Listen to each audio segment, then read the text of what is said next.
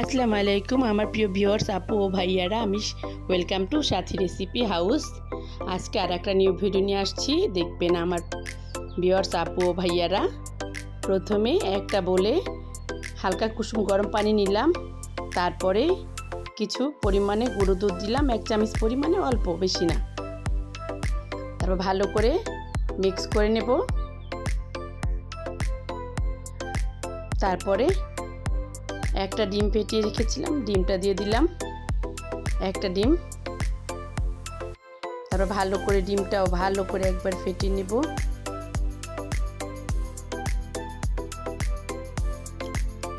তারপরে এভাবে ডিমটাও মিক্স করে নিলাম। তারপরে 2 চামচ পরিমাণ ইস্ট দিব।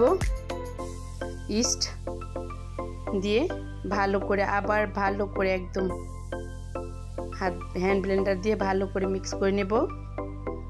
মিক্স করে কিছু সময় রেখে তারপরে চিনি দিয়ে দিলাম পরিমাণ মতো, স্বাদ অনুযায়ী, যার যেমন স্বাদ পছন্দ সেই অনুযায়ী। তারপরে চিনি দেওয়ার পরে চিনিটা ভালো করে মিক্স করে নেব।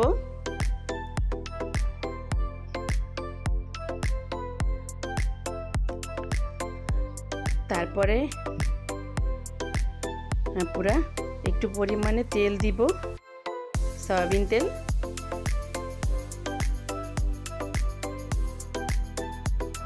দিয়ে আবার ভালো করে মিক্স করে এখন ময়দা দিয়ে দেব। এই যে ময়দা দিয়ে দিলাম, ময়দাটা ভালো করে মিক্স করে নেব।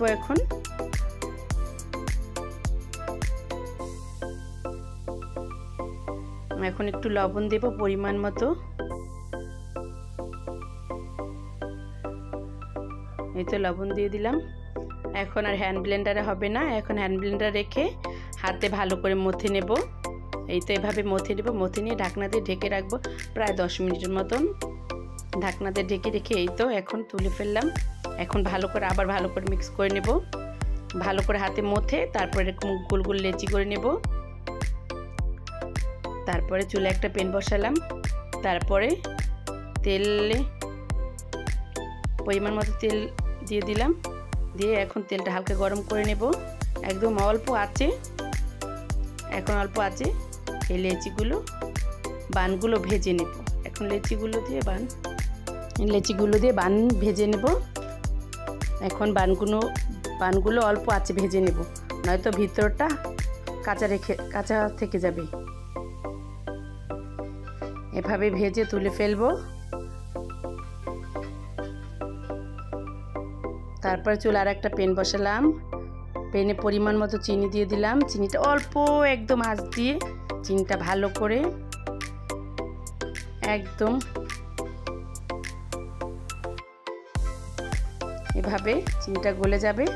তারপরে রুটিটা একটা একটা করে সবগুলো রুটি একসাথে দিবেন না, তারপরে ভালো হবে না। একটা একটা করে দিবেন। আমি একসাথে দিয়েছিলাম। আপুরা, আমার রেসিপিটা ভালো লাগলে একটা সাবস্ক্রাইব প্লিজ, একটা লাইক দিন, আর একটা ভালো একটা কমেন্ট দিন প্লিজ আপুরা। তারপরে এবারে একসাথে দিবেন না, আলাদা আলাদা করে দিয়ে। এই বানগুলো খুবই সুস্বাদু একটা বান, খুবই মজা লাগবে। আপনারাও তৈরি করে খেয়ে দেখবেন।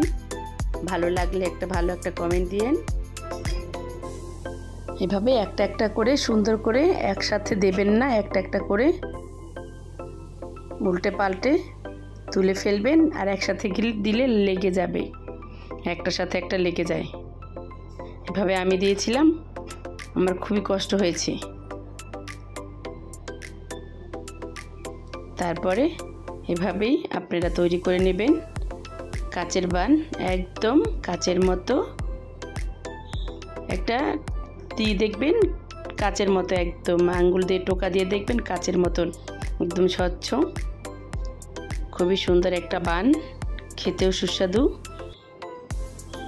ভালো লাগলে একটা সাবস্ক্রাইব প্লিজ করে দিবেন আপুরা।